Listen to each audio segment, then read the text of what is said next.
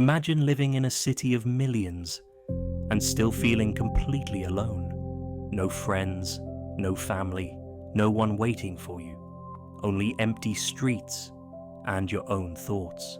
That is The World of White Nights by Fyodor Dostoevsky. A story not about action, but about the aching loneliness of the human soul. And tonight, in the first night, we meet a man who has spent 8 years dreaming of life, instead of living it, until one unexpected encounter changes everything. The story begins on a beautiful summer night in Saint Petersburg. The sky is bright, filled with stars almost too beautiful for sadness. But our narrator, the dreamer, is sad. A strange emptiness has consumed him. He feels abandoned, not by friends, because he has none, but by the city itself.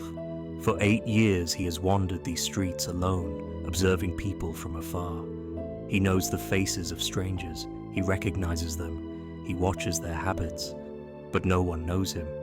To him, St. Petersburg isn't just a city, it's alive. The houses feel like companions. He speaks of them as if they have personalities. One house seems proud, another seems cheerful. One of his favorites, a lovely pink house, is painted yellow one day, and somehow it hurts him. That's the kind of man he is. A dreamer, someone who feels deeply, but lives only inside his imagination. And now summer has arrived. The people of Petersburg are leaving for their country homes. The streets are growing empty, and the dreamer realizes something terrifying. Even the strangers he silently loved are gone. For the first time, his loneliness feels unbearable. So he leaves the city, walking far beyond its borders, into open fields, into nature, and for the first time in days, he breathes. He feels free, almost alive, but he doesn't know yet that the real turning point of his life is still waiting for him. Tonight. Late that night, around 10 o'clock, he returns to the city. His path takes him along a quiet canal, silent, empty, still, and then he sees her, a young woman leaning over the railing, wearing a yellow hat, crying. The dreamer freezes. For most people, this would be simple. Go talk to her, ask if she's all right. But for him, it's impossible. He has never spoken to a woman before, not truly. His whole life, he has only imagined such moments. But now, it's real, and reality terrifies him. Before he can gather courage, another man appears, drunk, unsteady, dangerous. He begins following the girl. She quickens her pace, the man follows faster, then she screams, and in that instant, the dreamer acts without thinking, without dreaming. He rushes forward, armed only with his walking stick. The drunk man backs away, and just like that, for the first time in his life, he becomes the hero of his own story.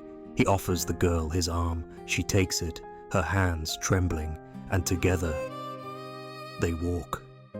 At first, it's awkward, painfully awkward. The dreamer admits he's shy, that he's never really known women, that he's never really known women, that he's lived alone almost his entire life. And strangely, instead of mocking him, the girl smiles. She finds his honesty charming, warm, real, and for the first time, he opens up. He tells her he is 26 years old and that he has spent years dreaming of love, not with real women, but imaginary ones. Women he created in his mind, entire romances, entire lives, but never reality. The girl listens carefully, and for once, he feels understood, not judged, not laughed at. Under the pale white night sky of Petersburg, two lonely souls begin to connect. When they reach her home, the dreamer feels desperate. He doesn't want this moment to end, because this one short walk means more to him than years of dreaming. He asks, "Can I see you again?" The girl pauses. then agrees. Tomorrow, same place, same time. But there's one condition, a strange one. He must not fall in love with her. The dreamer, overwhelmed, agrees instantly. How could he not? To him, even friendship feels like a miracle. They part ways, and he walks through the night, unable to sleep, unable to think, because for the first time in his life, tomorrow finally means something. The first night of White Nights is more than just an introduction. It's the collision between fantasy and reality.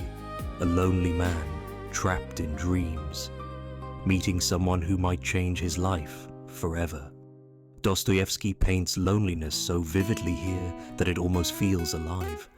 But he also shows us something else, how one moment, one person can bring light into years of darkness.